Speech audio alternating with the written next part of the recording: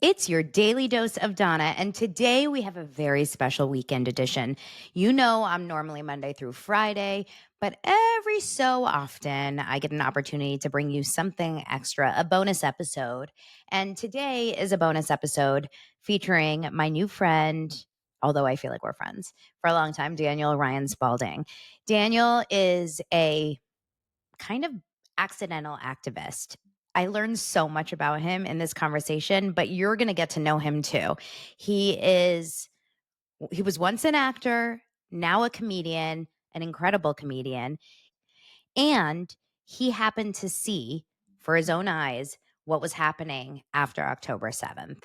So, in Daniel lived in, at the time of October 7th, he was living in Europe. He's from Canada. He now lives in New York City. But he had never been an American or lived in America, but he was seeing with his own eyes what was happening right after October 7th when it came to the anti-Israel conversation and the anti-Semitic conversation all around the world. Daniel's not Jewish, which is why I actually really appreciated this conversation. Most people that are speaking outwardly against what we're seeing, we are Jewish, right? So it almost, I think, in a lot of ways, people can kind of diminish what you have to say if you're speaking about your own people. But when you have someone like Daniel, who is a self acclaimed power gay and genius, really able to communicate and deliver his message in such a smart way and not scared to go against the masses of people who are screaming all the slogans that, are popular on TikTok, because he sees the reality of what is out there. And none of this is easy. And like he says many times in this interview, none of this is pleasant to talk about. To talk about the Islamist jihad and terrorism and war and death. None of this is something we want to talk about, but it's a reality.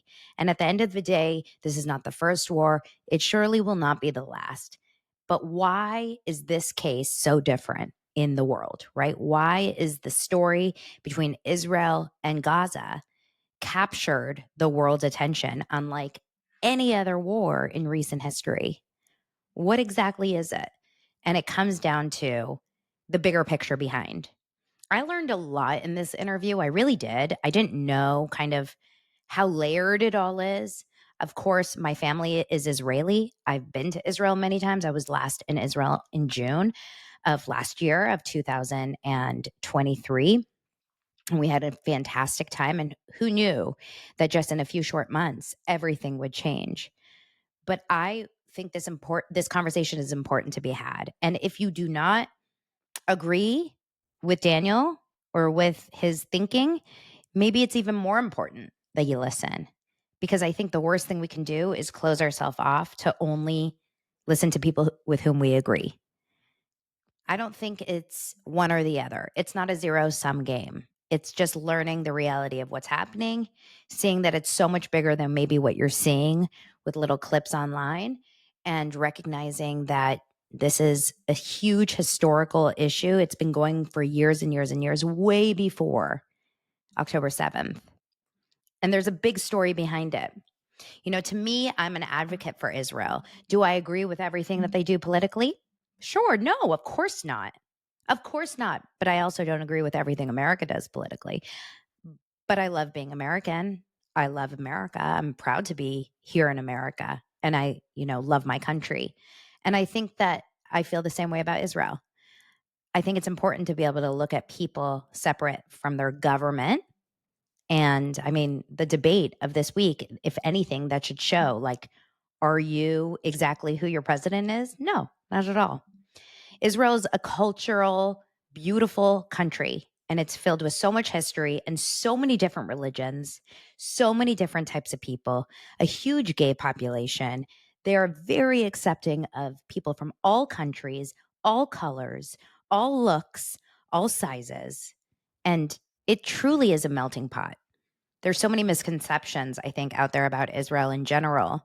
And it's unfortunately transferred over to American Jews. And actually, I should just say Jews in general, European Jews, American Jews, anyone Wherever you live, if you are Jewish, you are feeling the effects right now.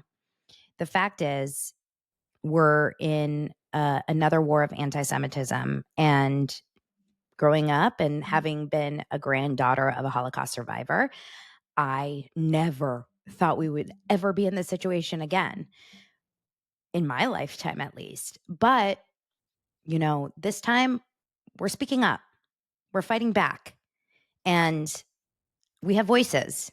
And the Jews that I follow online, many of them speak so wonderfully for spreading the word. And I think it's really important that I am also considered one of the Jewish people that is not scared to be open about these feelings and these thoughts and these fears and these concerns. I have a podcast that doesn't talk about politics. It really doesn't. It's a pop culture podcast, but it's so a part of my daily life. It's all over my feed. How could I ignore it? Can't wait for you to listen to this conversation. I had so much fun. Daniel is wonderful. I'm going to have him back on my show to talk Bravo anytime soon because he is a pop culture lover, reality TV person. And I'm just going to put it out there that he said I look like Dorit. So immediately he's my best friend. All right, you guys, enjoy the weekend episode of Daily Dose of Donna. Leave a comment below and talk to you soon. Daniel, I am so beyond excited to have you on my Yay. show. I cannot tell you, I feel like we're friends ever since, I don't know when your first video went viral, but I feel like it was within the first couple weeks after October 7th. Yeah. I can't get enough of you. You have been a savior for Jews around the world, and you're also so entertaining and just like so to me, you're not like a typical activist personality that we're used to Yeah. seeing because you're a comedian. So Hmm. I need to hear everything about your story. Welcome to Daily Dose of Donna. Thank you, Donna. I'm so happy to be here. Yay. I have watched your show before. Before I really got into all of this and have had to just, save Western civilization, I was really into all the podcasting, pop culture battles. And I follow all you guys like Heather McDonald and Up and Adam and you. Like, I think you're all great. Aw, thank you Yeah. so much. Yeah, it's fun to watch. And then this, I'm sure, kind of came out of left field for you. So Yeah. tell me what you were doing prior to October 7th.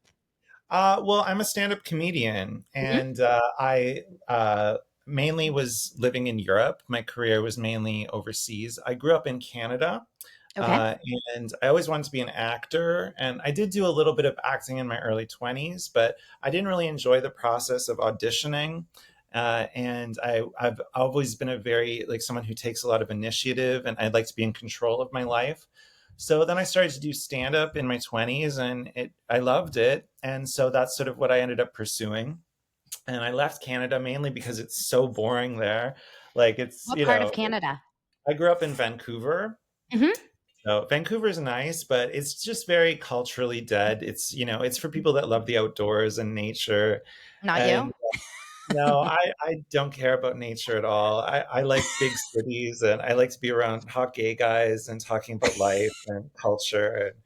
Yeah. I try, like I'll go for a hike and I'll just be bored out of my head. So, uh, but, um, but yeah, so then I moved to Europe and I lived in Europe all throughout my 20s and the 30s that I've lived so far. Where in And Europe were you? I lived in Norway for a year and then Mhm. Amsterdam for 4 years and then Berlin for 5 years. So crazy. Yeah. Okay, so were you finding yourself like a fish out of water in Berlin and Norway and Amsterdam, or you loved it? I loved the whole experience living in Europe. I was doing stand up the whole time. So I built sort of a little career for myself just at a time when English comedy was starting up all throughout Europe, especially through the expat, like the international scenes in all these different countries and cities. Yeah, like I ended up performing all over the world. I've performed in 50 countries. And then I think when I but like, I really enjoyed living in the Netherlands, but things just I needed sort of a change, and Berlin has sort of become the big city where all the internationals move to in Europe, all the cool young artists and stuff. And so I had made friends there just from traveling and living in Europe, and So it just sort of was a natural evolution for me to live in Berlin. And then I sort of did this whole web series where I played like a fictional, like it was sort of a fictionalized little web series called It's Berlin, where I played like a Berlin hipster, Okay. who was just sort of, I was sort of parodying the culture there, the hipster techno culture of that world where everyone is very disillusioned and reckless. And I was sort of going for, like, I was always very inspired by Jennifer Saunders and Absolutely Fabulous. I Yeah. love sort of characters that are very excessive and out of control, and so that was sort of like something that I created when I was in Berlin. And then just also about international life there and what it was like living with Germans. And that's how I ended up becoming friends with Israelis. There's lots of Israelis living in Berlin. Tel Aviv and Berlin are very culturally connected. And that's how I ended up going to Israel and learning about the country and learning about life there. So when was that you first went to Israel? Towards the end of 2011, sorry, towards the end of 2019, right before the Got it. pandemic. Yeah. And you're not Jewish or you're Jewish? I don't know No, I'm that. not. I was on the fence because I'm like Daniel Ryan Spaulding. I'm like I can't really pick up if he is or not. But you never speak about it like as a Jew, Yeah. so I kind of had a feeling that you weren't, which is why I think it's so much more special. So ever since October 7th, this whole episode won't be about this, but just Yeah. ever since October 7th, I think a lot of Jews have felt alone in this fight because the world immediately tended to go against Israel and Jews. And for anyone that was out there speaking, but not a Jew, I think their voices were 10 times louder. So that's, I think, why you immediately stepped up and Mhm. started speaking and everyone paid attention. What made you want to start talking openly about it? Were you like, there's no, I did you was think just about it? shocked. I was shocked by the reaction. No, for the first like 3 months, I didn't really know that I was talking about, like, it didn't really make sense to me what the reaction or what the backlash what was. But I realize now that a lot of people have been really deeply indoctrinated to believe things about Israel that are not true. And well, that's sort of a separate conversation. But a lot of that propaganda has been targeted towards the left and Mhm. towards the queer community, towards really like fracturing the left and this sort of extremism that we're seeing. You could call it woke ideology if you want. I know the word woke is sort of controversial, but I think that all of that needs to change. Like we all need to just get over all of that stuff, and there needs to be some moderation, and moderate voices who are balanced need to come forward. New journalists, new writers, new interesting people that know about the world. And I just think the whole game of virtue signaling, clearly it doesn't work when you have like Jewish lesbians like Judith Butler justifying radical Islamic terrorism. Like clearly something's not working. So I think that I see now that it's a much bigger conversation. It's not just about Israel. Like the whole left needs to just sort of restructure itself.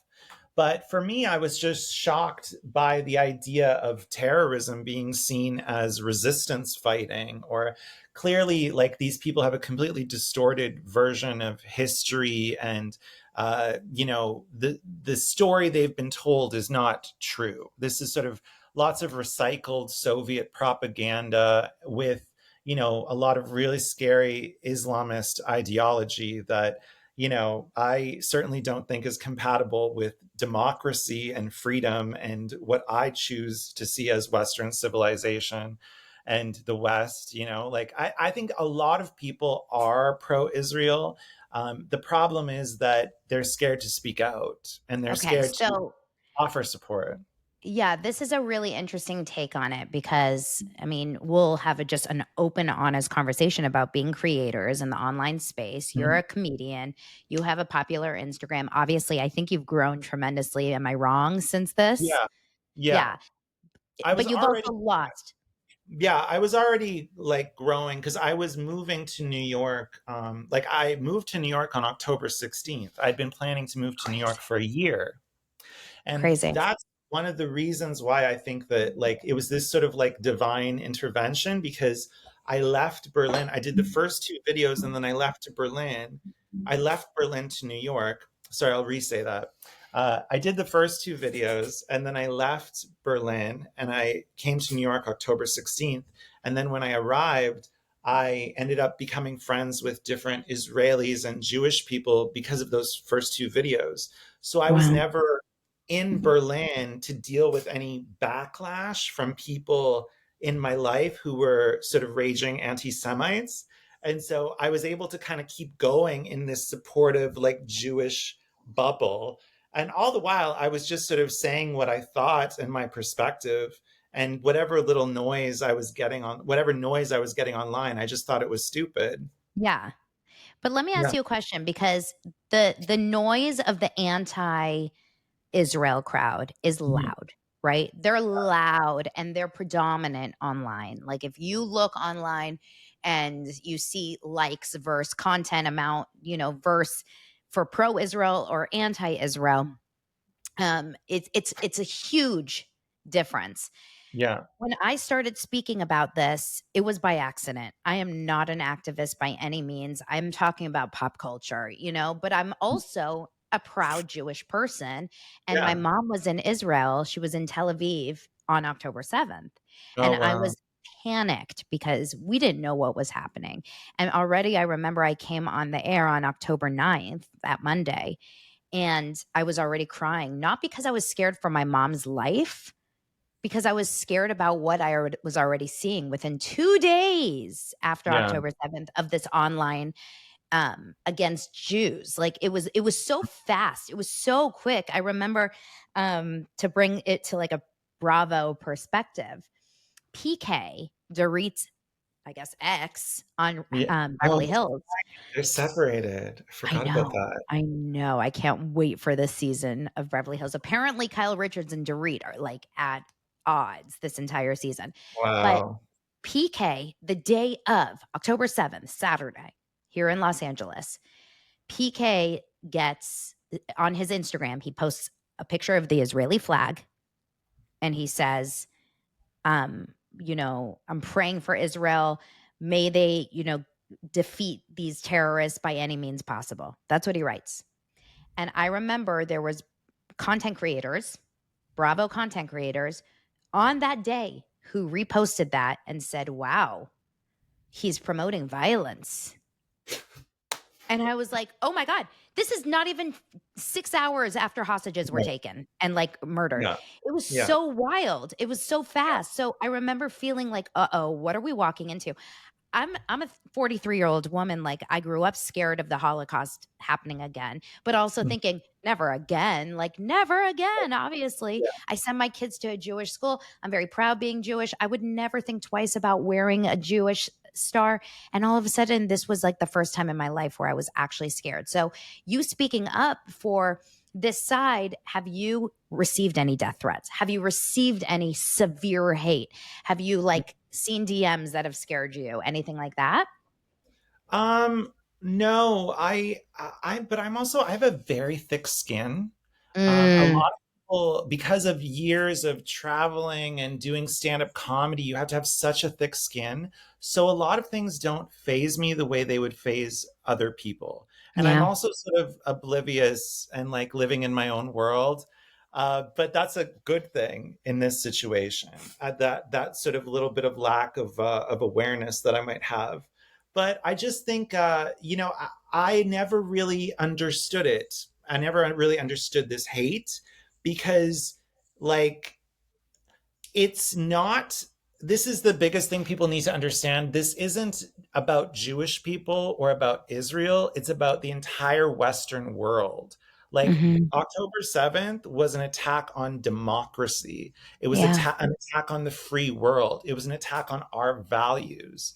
So if you want to sort of live in this delusion as if this is Palestinians versus Israelis, and the Palestinians are so oppressed and they need freedom. Like, you're just living in a delusion. This is a Hmm. terrorist regime that attacked a sovereign nation.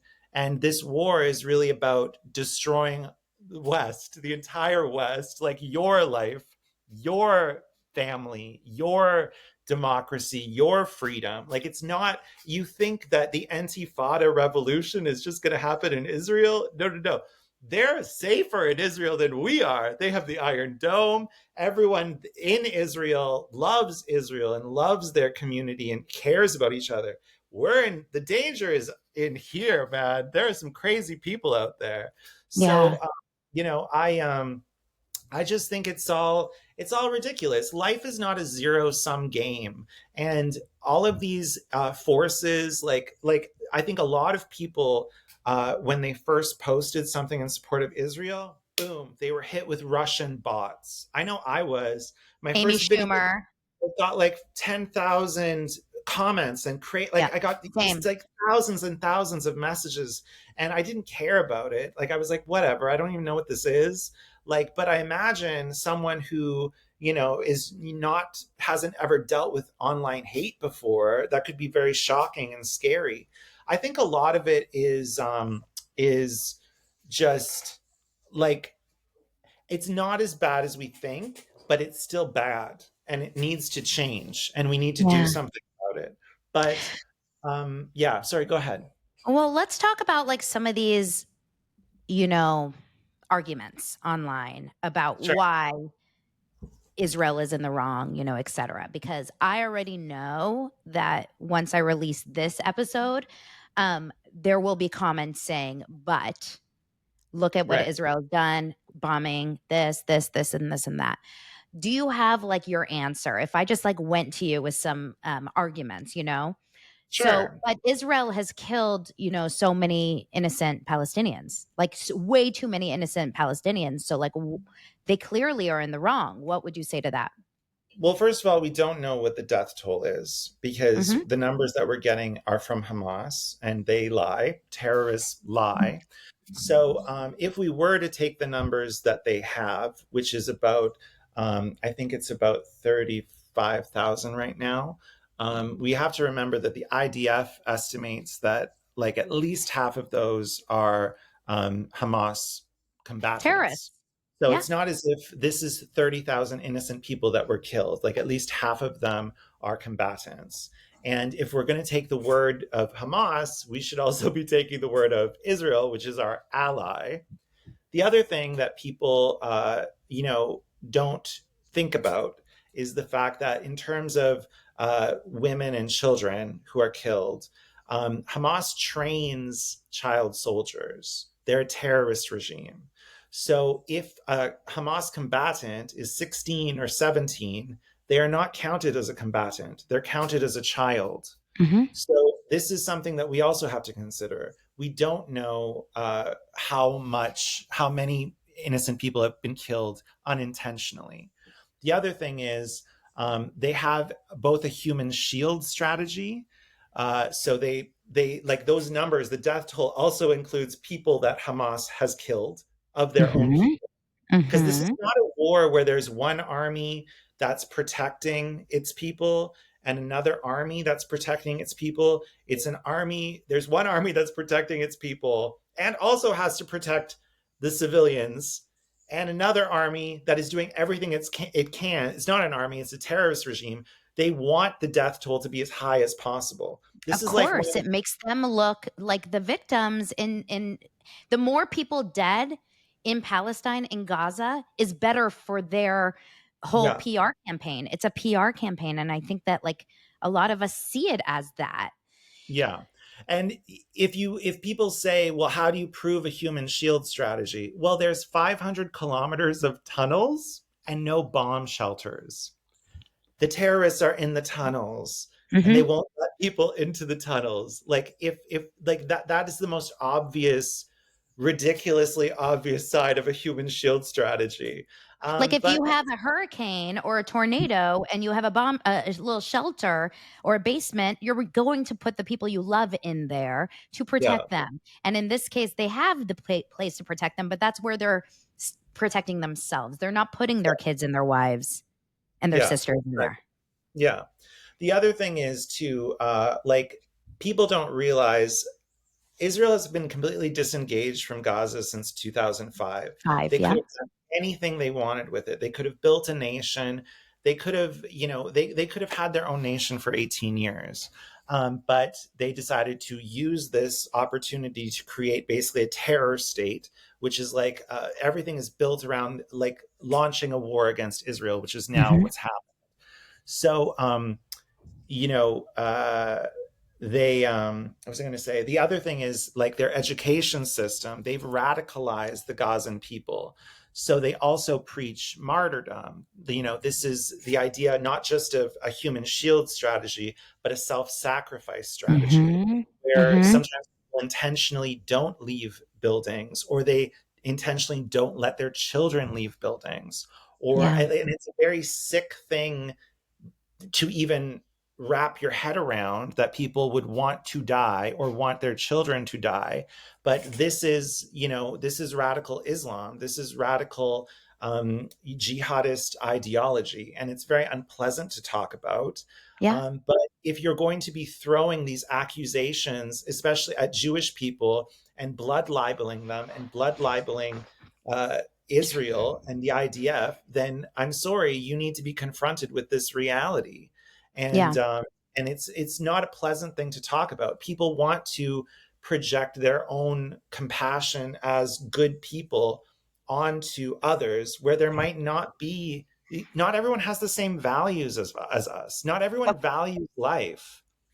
So let's talk about this really fast because I understand why the world in general that doesn't have the information and the knowledge of what's really happening there, but is just seeing like bits and pieces online or through Al Jazeera or whatever, it Yeah, is very understandable why, as a good human being, you're going to fight for Palestine. Like, I get it. I so get it when I see these, not all, but a lot of these people online that are fighting for Palestine. I see people like Dave Matthews, who I used to be obsessed with and go to all of his shows, just standing there only talking about like the horrendous stuff that's happening in Gaza and not mentioning hostages, etc. Like, I understand. He's not up there trying to be an anti Semite. He's up there trying to fight for humanity, which makes right. sense. It makes sense, which is why when you speak out against, you're immediately looked at as like a supporter of genocide, a supporter of war. You want people to die, etc. So it's this really Well, conflicting, confusing situation because you're a good person, Daniel, and I know yeah. I'm a good person. We don't Well, want. that's the framing that they want. That's the framing that this is really, a lot of this is about the Islamic Republic of Iran. So their Mhm. Hamas is one of their proxies. And the goal of the Islamic Republic of Iran is to destroy the West. That's what they want. So they've basically created these sort of ideological battle, and this fueled by propaganda, and to basically keep us at odds. Life is not a zero-sum game. From the very beginning, if we had all united around the message of release the hostages, surrender Hamas, no war, no terrorism. Like if we had all done that, this we'd be in a very different situation right now. But the Islamic Republic, it's sort of like they want agents of chaos. The Mm. campaign, the propaganda campaign that came out right away, the whole ceasefire now, just the idea of all of this stuff was planned. It was written out by people. The idea of resistance is justified when people are occupied. All of these Free slogans, from the river to the sea. everything, this was all written in an office by people who have planned this out. And it's been well funded, and it's been well coordinated. And basically what happened, instead of us all uniting around the idea of no war, no terrorism, release the hostages, surrender, you assholes, how dare you do this, it became everyone trying to justify why Hamas would do it, because Israel has treated them so badly in the bullshit propaganda that they've been fed for years, or misconstruing a whole different situation in the West Bank, which is a completely different thing, and then Jews and Israelis being triggered and right away feeling like they needed to defend their right to self-defense and to wage war. So the conversation just right off the bat became hijacked by extremes and people that were triggered by all of this. Yeah. Yeah, it's so crazy how fast. I mean, you can look back at this as like a sociological human like experiment. And I Absolutely. and I wonder, I mean, it's hard to say because when you're brainwashed to believe a certain thing, because Yeah. you've seen things with your own eyes. Like I think a lot of these people have seen images so that they're like, no, you can't tell me that this is not happening. Like it's Mhm. happening. I've seen it and I have a heart and their babies and their kids. Yeah. It's so hard to imagine like will it ever shift? Will the narrative ever shift? Like will we ever get ourselves out of this idea that like Palestine is good and Israel is bad? Like will it shift? I think it has to, because the lie will just kill us all. Like it's not the lie is so, there's too much evidence there to ignore why it's a lie and why the lie is being told. It's not that this isn't a tragedy. It's a terrible tragedy, but why is it a tragedy? What is the source of it? That's the issue. And it's silly to think that every Israeli wants every Palestinian dead, or every Palestinian wants every Israeli dead. This is like a different, like, people need to let these people figure this situation out.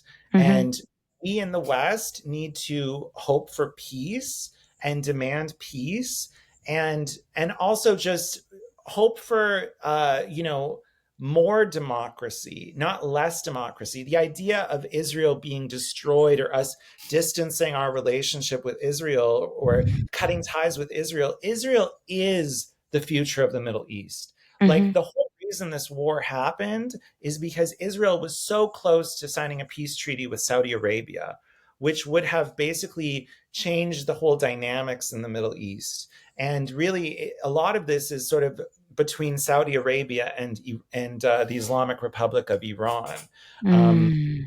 um, the future really is, I hope that Iran, the Islamic Republic, falls, and I hope World War III doesn't have to happen for that.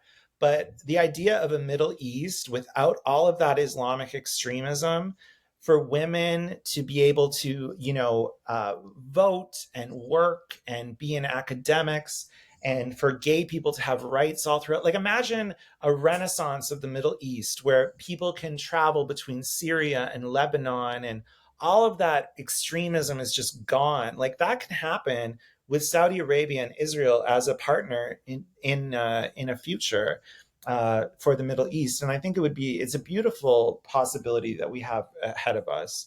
But to live in this delusion that that this is just a war, or that this is a genocide of the Palestinian people, I'm sorry, you're living in a delusion, and I'm not gonna live in your delusion. I'm No, not. so this idea of genocide, because that's the next thing that everyone says. Israel is committing a genocide on the Palestinian people. I don't understand where people even can come up with that, even with the numbers. Even if all Yeah. those numbers were true, that's not a genocide. But that's Well, not the case, and it's obvious. yeah, well, it's the placard strategy. So you Mhm. basically say Israel's committing a genocide. Israel's committing a genocide. Is You say something over and over again on a piece of paper and show it to people over and over again, and they start to believe it. And Yeah. also, people have the other thing. As I've studied anti-Semitism, is a lot of this. Like, the reason why people say that anti-Semitism is anti-Zionism. Mm. Zionism just basically means the idea of a Jewish state. That's Yeah. what Zionism is. Yeah. So, really, what we're seeing now is, in the same way Hitler scapegoated the Jews, the world is scapegoating the Jewish nation. That's what's Mm. happening right now. And there's a lot of really deep-seated, um, ancient sort of blood libels that we have in our civilization towards the Jews, because the Jews were, there before us, Christians and Muslims, and there's a lot of very complex like things like in the medieval ages, Christians had this whole conspiracy that Jews ritualistically killed children and Mm, drank their blood or made matzah out of their blood. So you see this a lot with online comments where they're like, what about the dead babies, dead babies, dead babies? It's like that Christian blood libel is in their subconscious and they don't even realize it. Um, mm, there's a whole, I've done so much research about this, but anti-Semitism is fascinating because it's a kind of hate that has existed for thousands of years, and evil people with evil intentions use the hatred of Jews to change people's perceptions of reality. And that's what's mm. happening now. Even the fact of people ripping down, from the very beginning, people ripping down Posters. hostage posters. In no other situation is that normal or is that acceptable. But for some reason, people allow themselves to justify that. And really, what they're doing is justifying terrorism. This Mhm. is a slow process to get people to think that terrorism is normal. And it's to break us down, it's to break down the West, to break down America. We can't ever say that terrorism is acceptable or that Islamic terrorism is somehow part of some, greater good for the Palestinian people. It's ridiculous. Yeah. So, what do you think when people say anti Zionism is not anti Semitism?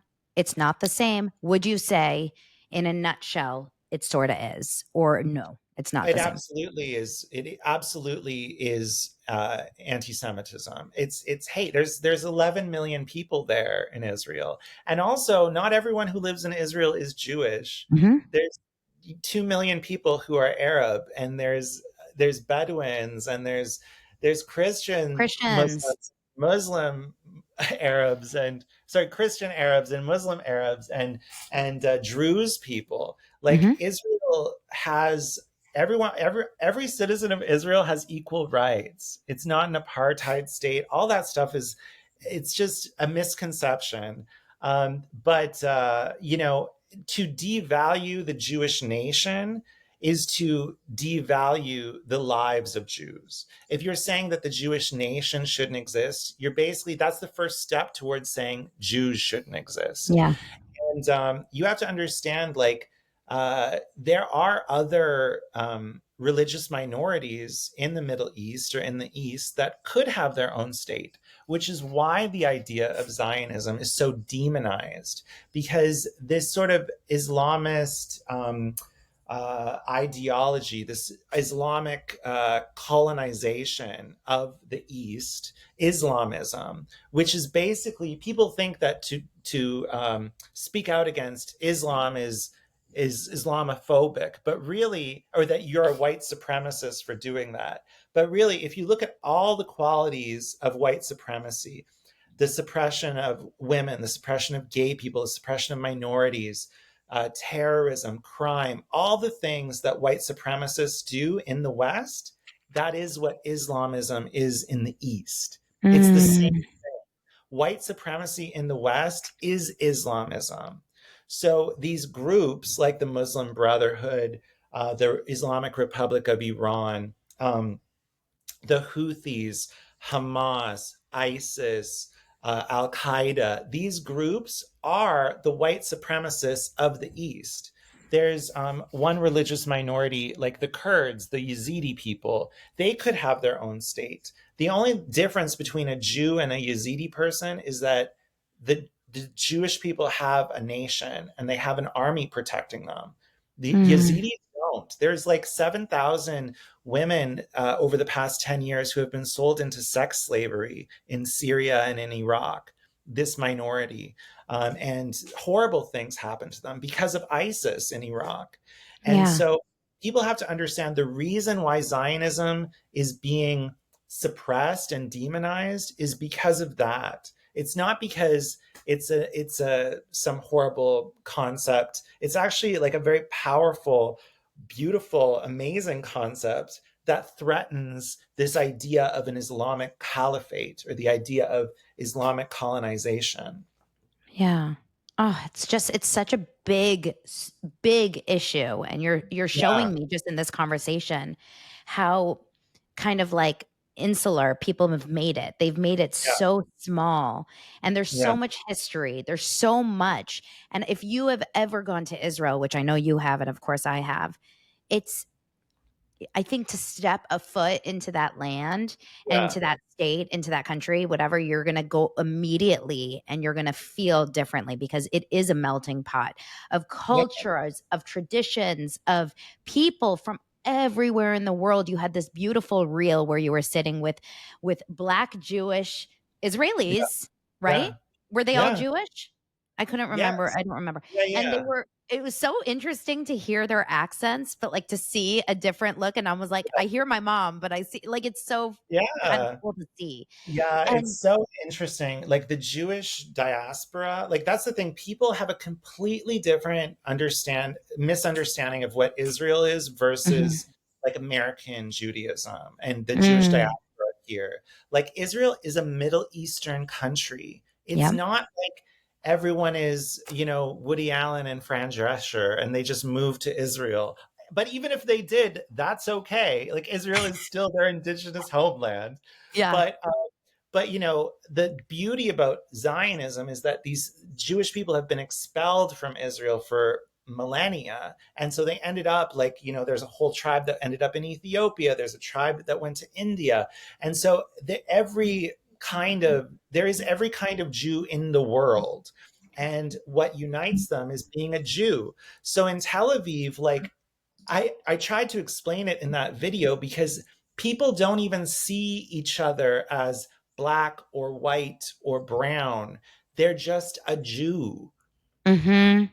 Like they don't see each other that way. It's a completely different concept of racism, or like the American version of race. It's a different thing in Israel. Like people just like, especially in Tel Aviv, like the ideal of Zionism is actually the opposite of racism. It's a color blind, like it doesn't matter what your color is, you're a Jew. Mhm. Mhm. It's beautiful. When we were in Israel, we had, our whole family, we traveled from city to city to see it all. And my mom found a driver who, came with like a Sprinter van, and he was wonderful. He was like part of our family. I mean, we spent so many hours with him in the car, and he would bring us such great like treats and amazing stuff from the Arab markets. He was an Arab Muslim, and he was Mhm. wonderful. He took us into Yeah, Jericho, which was kind of scary, I'm not going to lie, because like it's not necessarily the safest place for Jews.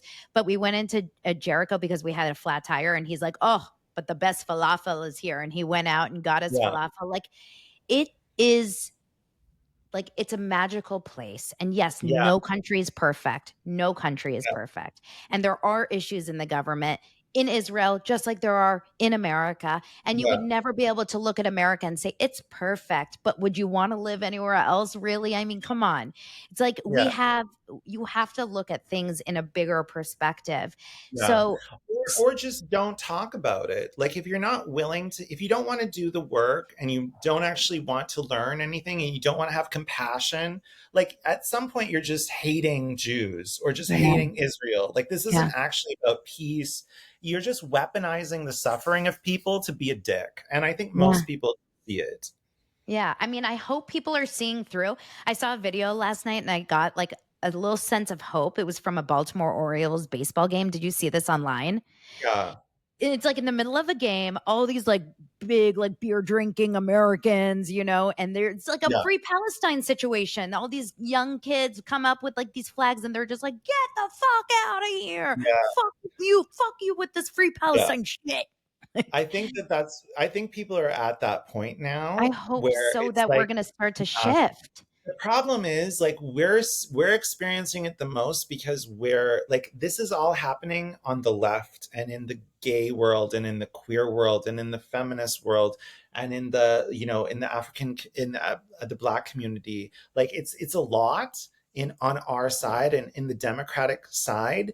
And that's why it's important. Like that's why I felt compelled to speak out and be a progressive voice that is pro-Israel, because you have to be pro-Israel to be a progressive. Otherwise, you're on the side of radical Islamic terrorism. Like it's just ridiculous. Yeah. You can be both pro-Israel and pro-Palestinian because you're pro-human being. You want peace. But I think that people got caught up in propaganda. They got caught up in misinformation. They got caught up in what is being trended, what is trendy, and what is being they've been manipulated, and it's Yeah. very unfortunate and it's sad. And I don't know how we're gonna reconcile. We're gonna have to really forgive people, but I just don't want there to be a big right wing backlash where we end up with, like far right extremism. It's very hard because I feel very torn as a citizen who considers myself fairly liberal. And all of a sudden, it's like I'm starting to wonder, who are my people, right? Like, who Yeah. can I really stand with? Um, Well, I'm sure a lot of people feel this way. we've learned that lesson. People are not who you expect them to be. People are Mhm. not who you think they are. It's very unfortunate. People that we trust and that we loved, and that, Susan Sarandon, who Cynthia Nixon. I never really liked her, I but didn't she's like her either. or she's insane. Like these people are nuts, and they're getting crazier and crazier every day, because I believe on some level evil works through lies, and when you're living in a lie, when you're living in a delusion, you're going to go crazy because nothing is making sense. Yeah.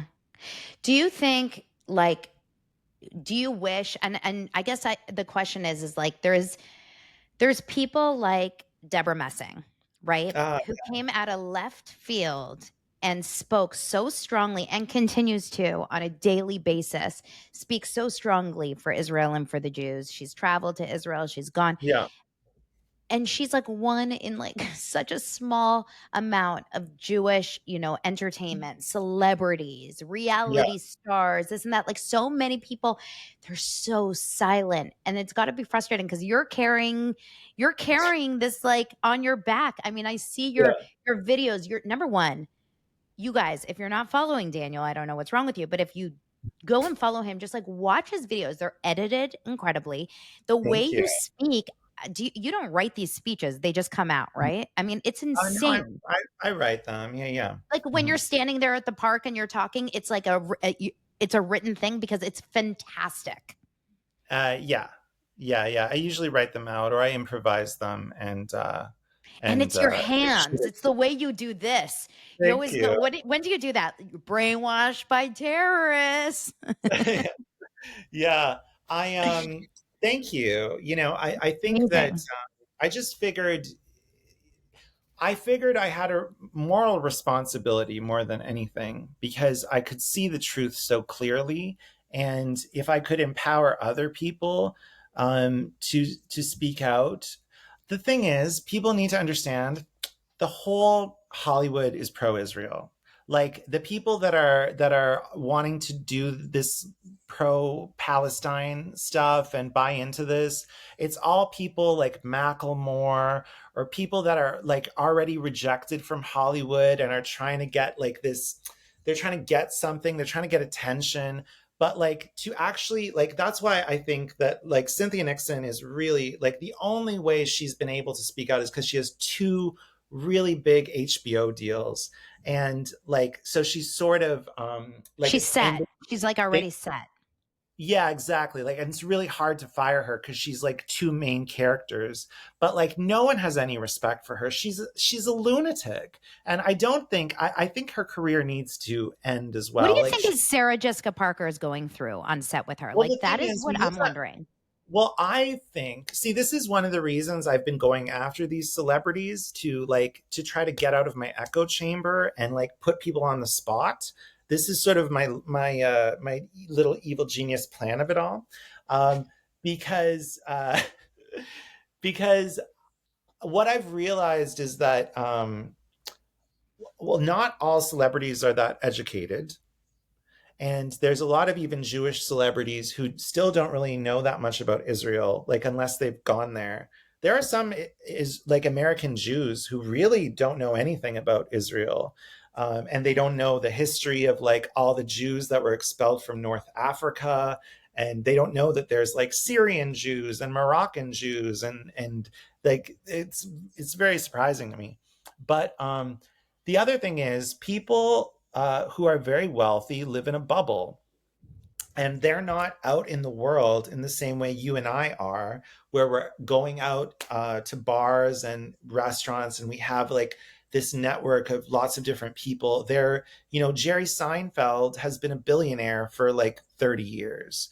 And so he's been living in mansions with, dozens and dozens of Porsches. And, he's there. These people are living a different life. Like, so if to actually be walking down the street and see, a group of young people with Palestinian flags going, Antifada revolution. Like, to me, it's terrifying because I'm thinking, oh my God, like, are these people gonna like, are we gonna be having a pogrom in the streets of New York? But Jerry Seinfeld has like all the security in the world, all the money in the world. If they're going to be rounding people up, he's going to be able to protect himself. You and Yeah. me, not so much, Donna. Not so Yeah. much. Yeah. I mean, I'm strong, but I'm not that Yeah. strong. Yeah. When you think about Hollywood though, and I'll never forget this because I have a lot of friends that work as executives, agents. They work in the kind of like, behind the scenes, but in like the upper levels at all the big agencies, CA, UTA, Yeah. William Morris, etc. They all And love watching my videos. what'd you say? They all watch your videos? Yeah. Of course they do. At So, CAA is very popular. oh my God. Well, one of my good friends, shout out Dave, he works at CA and he was so excited that I'm going to work Oh, with you cool. and that I'm Yeah. talking to you. So I went out to dinner with a girlfriend who works at one of these big agencies. She's been there for 20 years. And she is part of a community of like huge producers, executives, like multimillionaire You're type, frozen. like the people on Entourage type of like names, like the big agents and managers and whatever and Yeah. producers. And they're part of this community. And at least they used to do these like monthly Zooms, but I'm sure they're all invested in different things and fundraisers and whatever, Yeah. but they're silent about it. They're not speaking loudly about it, but they are so on our team. Oh yeah. And I Everyone, all think the Bravo people too. Everyone in Bravo is pro-Israel. like Andy Cohen and them, yeah, Oh I yeah. think And all the it's hard housewives. because we're not hearing a Yeah. lot, right? So it's Yeah. kind of tricky. Like a lot of people are saying, like, where is Andy? Why isn't People he wanted speaking? to just, well, he did speak out a little bit. People just want it all to blow over, and they want it to all go away. And it's been going on for so long now, and no one is really sure how bad it is or how bad it's going to get. Yeah. Like everyone, like I'm hoping that people just kind of snap out of it like a fever dream.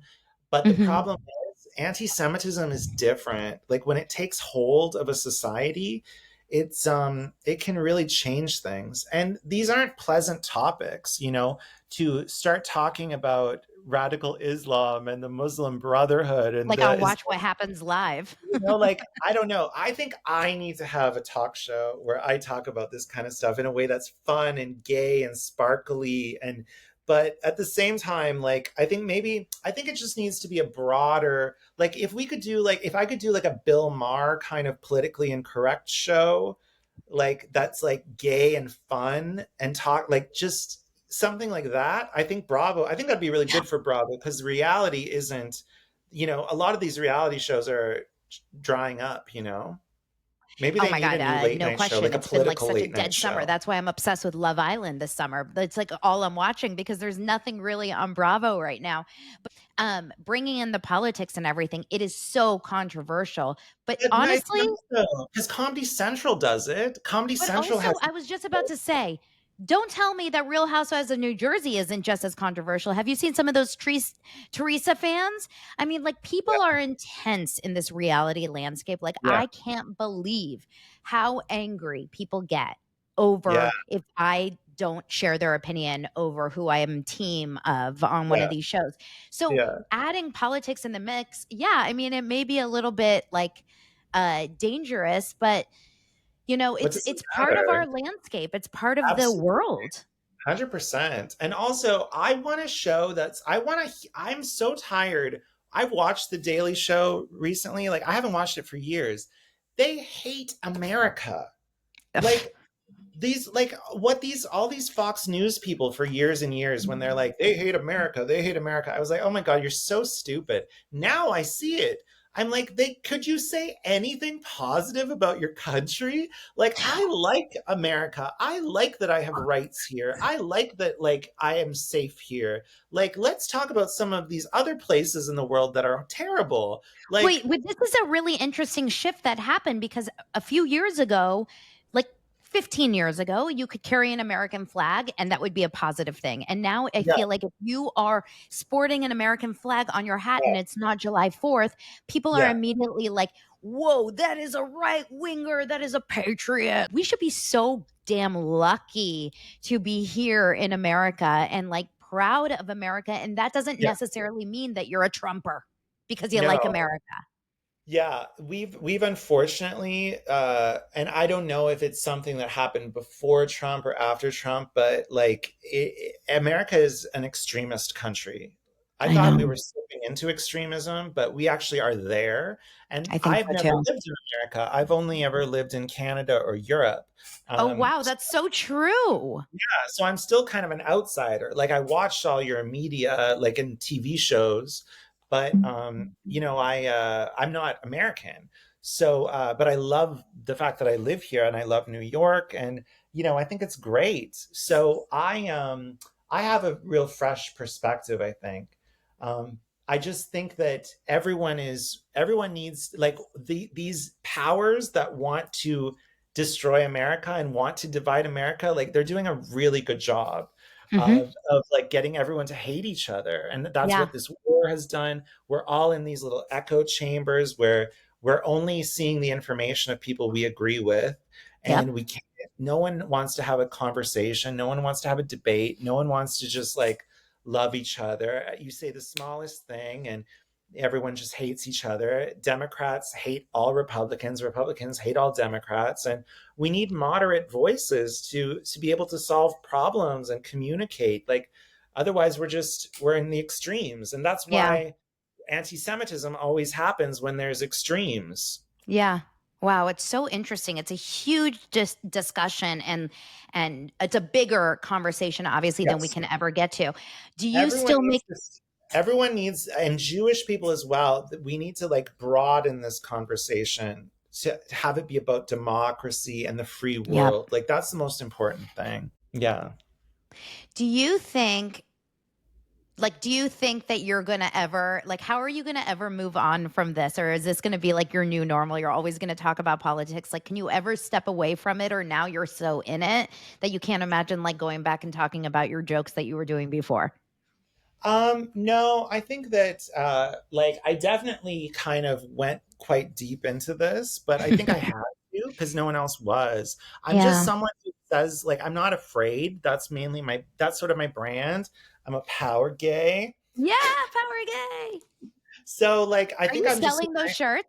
yeah, we're gonna be like, in a couple days they're launching. Yeah, I'm gonna have like yeah, it's gonna be good. It's an upside down rainbow for an upside down world. Oh my gosh, I can't Yeah. wait. Okay, you have to give me the link when you have it and I'll promote it. Yeah, thank you. Well, my stand-up show, I talk all about my life because I had like so much happening before all of this. I lost 250 pounds. Yeah, I used to be over 400 pounds. What? Yeah, So what happened? How'd you lose it? I got gastric sleeve surgery, but I also stopped drinking. I had a drinking problem. Oh my gosh. So Yeah, you lost 250 pounds recently. yeah, yeah. If you go to my YouTube, you can see my comedy special. I was 400 pounds when I shot it. Holy Yeah, shit. yeah, totally. So So there's a when lot. people were you There's a making like a lot. lot of fat jokes? Was that like a lot Not of your really. thing, like being the fat Not guy? really. No, You were just I was very unaware of how big I was. It was kind of funny. Like, wow. so, yeah, I had a lot of confidence. Congrats. That's amazing, Daniel. Yeah, thank you. Yeah, so I got like a lot of work done too because I lost so much weight. I had all this skin on my neck and stuff. So I had a facelift and I had a hair transplant. So really like my whole life has changed so much over 2 years, and then this whole thing happened where I basically had to save the Jews. So it's a lot.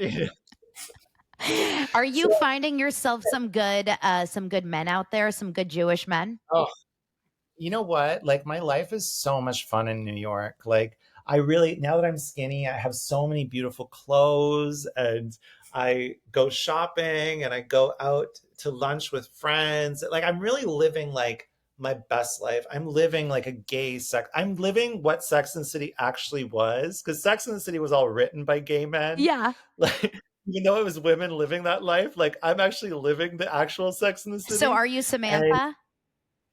I'm sort of yeah, I'm more like a Carrie, I think, but You're a I'm Carrie. nicer. I'm not a neurotic. Like Carrie's sort of a bit of an emotionally abusive person, but I'm dating different guys and I'm out in the world. I joined Equinox, which is Good like for you. the high level gym in New York. That's Mhm. like the gym. It's like $300 a month, Yep. and all the gay guys go there. And I go to Fire Island with all the hot gay guys. I go to all the hot gay guy parties in Brooklyn Oh, I and see in on your Manhattan. Instagram. Go to like the best is house parties. That's where the power gays go, to house parties in Manhattan. You want to go to a good house party in Chelsea? Like I am there. I'm living it. Now I feel like I've said all I can say. Like it's very clear to me. I'm like, "Hi, this is a plan to destroy Western civilization. Figure it out." I've said it. Like I don't know what else I can do. Yeah. So I'm just gonna live my life the rest of the year and hope for the best with the world. I know, seriously. It's like you've done you listen, you I don't think you understand, and I say this like as a collective thank you from all the Jews in the world, and it should really be most people in the world that like see, right from wrong, but you are such a gem. You're a mensch, as we say. Thank you. And you have put such a smile on my face. I laugh my ass off with your videos. Most of them are so genius and funny and smart. And when you talk about like going for a Jewish cock, like I can't help it. I laugh. Those are the ones I don't let my kids see. But I love your content, and you've Thank inspired a you. huge amount of people to stand strong and speak up about Yeah, the rights and wrongs. absolutely. Yeah, totally. And I hope that I hope that as I continue with my like especially now, like in the coming months when I get to sort of refocus, I hope that I will have that support and that people will help me, because that's something that really pisses me off when I know that people like agree with me and they wish that they could say what I'm saying, but they don't want to be associated with They're me. scared. That really hurts me, Yeah. especially when it comes from other Jews, when Yeah. it comes from Jews. Yeah. Because it's like, if I am brave enough to say this and put myself out there and risk potential like threat to my safety so that the whole world like can be safe and we can get this message out and let people know, hey, like these things aren't true. Like, let's talk about the fact that these things aren't true and you're scared to associate with me. Like, that hurts my feelings. I get But it. I get it. there have It's been, Amy Schumer has reached out to me recently and we might work together on something. And I really want to work with Bill Maher. I he's been heard that amazing through yeah, this. I think that he's starting a podcasting network or something. So I Ooh. really am interested in that. But also, I just want to focus on my life and my stand up. Do you have an And agent? I, I've been really in that Jewish activist world a lot. And I just want to be in the gay world, you know? Like right now, especially like for me, I see this as a human rights issue and also a gay rights issue. I Mhm. hate the idea of pink washing and the idea, because that's another propaganda tool. Like they basically, like all of these propagandists had to sort of think of something like, how do we, if we're portraying Israel to be the most evil, apartheid, colonialist, genocide country that ever existed, how are we going to explain all these nice gay guys? So let's come up with a stupid word, pink washing. Ah, yeah, yeah. And it's I love your videos with the purple hair, the purple haired girl too. purple haired girl. Yeah, I was very ahead of my time with purple haired girl. You really I were. figured it. I figured it all out in November. I figured out it was a takedown of the West in November, and so that was when I was like, "All right, well, give me that fucking purple wig. You got to do something." You are so special. I know it's going to lead to something. I guarantee you will probably just trust me. I think a lot of people are watching you and Yeah, are seeing you whether or not they comment or not. And yeah, and the industry needs someone like your voice. I do believe it. I yeah. feel like the fact that you're gay, you're not Jewish, and you're speaking like this is a huge thing that I don't think we see often. And I Mhm. appreciate that about you. And I think the world will see that too. You're also really smart and you're well spoken Thank, and funny. And like those all thank those things like give you a reality show. Let's follow you. Yeah, Like fuck yeah, Queer I Eye. love it. Yeah. Yeah, no, I love it. I really want to. And but the thing is, like, I um I kind of realized the thing, but that's the thing too. Then people will say, "Oh, he's just doing it for fame," or "Oh, he's just doing it for attention." And I'm like, Mm. listen, whatever gets you through the day, like whatever you need to say, fine, but this is the truth of the world and the situation. I don't So like if you want to keep living in this delusion and this lie, fine, but it's to your own demise. Like we need people to wake up. yeah. And I've realized with anti-Semitism, like one of the reasons why Jews don't end up with a lot of allies is because it's so irrational, the Mhm. hatred of Jews. And it's so wrong.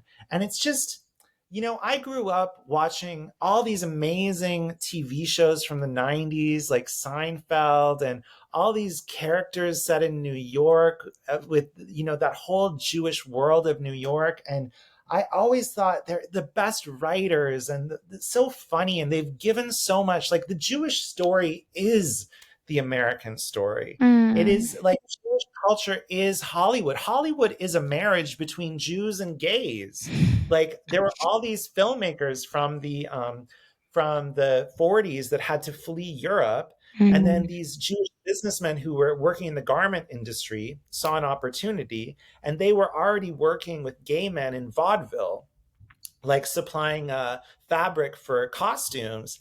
And so that's how Hollywood started. It was a marriage between, it was basically Jewish garment industry men partnered with gay men and all these creatives from Europe, and all these gay guys got all their friends to do like set design and acting and dancing. And it's Jews and gays have this symbiotic relationship. And I think also of Elizabeth Taylor and how she championed like HIV awareness. Mm. She was friends with Montgomery Clift and James Dean. Hollywood was all just gays and Jews, and it still is gays and Jews. It's just that I need to remind everyone, hey, like Jews are in peril right now, and us gay guys, the power gays, we've got to save them. And it's Save not just us. us. We've got to save the whole country and the whole Western world. Like, I don't like all this shit. I don't like all this division and all this hate. And hate is never good in a society. We can't live in a society where we all just vehemently hate I each other. know. I know. Listen, Joan Rivers passed, so you could carry the torch. You've got to take over for Yes. Joni. Yes, Oh my absolutely. gosh, Daniel. So where can everyone find you if they aren't already following you? So Instagram is where I have most of my content and where I'm most active. I also have a TikTok where I upload things, and I just transferred everything onto my YouTube Good. channel as well, so I can do like longer form stuff. But my YouTube wasn't hasn't been active for a while, but I just put a bunch of stuff on, and then you'll find all this stuff from when I was bigger as well. I'm curious now. uh, I'm going to check but it yeah, out. so yeah, that's YouTube, Instagram, and TikTok. But Instagram is my main place. And you'll be Um, promoting if you have any upcoming shows or your merch or anything like that. You guys can find it over there. And Yeah, and maybe like have me on again because I do watch the Housewives shows and we can talk pop culture and everything. I'd love that. okay, let's do that. When the next like big, maybe like Real Housewives of OC, when they come back in 2 weeks, I'm Yeah, gonna have you on as a special guest, and we're gonna talk about like the debut of OC and how it went. yeah. I'm going to a party tonight with lots of Bravo celebrities Tell too. me. Iliad Cohen's party in New York. Ooh, so who's going? Who's gonna be there? Do we know? Margaret's gonna be there for sure. Margaret? I think a lot of the like some of the New Jersey people. I think, Oh yeah, my God. Will you like take some pics if you can? I will. And I Yeah, want to. I'm gonna post them on my stories too. yeah, sure. Oh my Yeah, gosh. so far I've met Melissa Uh Gorga. huh. I, I've met Leah McSweeney. Um, and I've met what other housewives? Oh, and I've met Luann. I hung out with Luann once. Okay, Yeah, Luann is my dream. Like that, I love her more than anyone. Okay, let's do this. yeah. F, marry, and kill. Okay, Uh-huh. Bethany Frankel. Let's do Bethany Frankel, Ramona Singer, Uh-huh. and Teresa. Some of the OGs. Oh, okay. So I would marry oh God. Sorry, who was it? Bethany, Ramona, and who was it? Bethany, Ramona, and And Teresa. okay. So I think I would kill Ramona, I would marry Bethany, and I would bang Teresa. Oh, I think I'd have to. I don't know. Actually, that's a tough one. Well, the thing is, Teresa is maybe I'd marry Teresa, but because she'd cook well.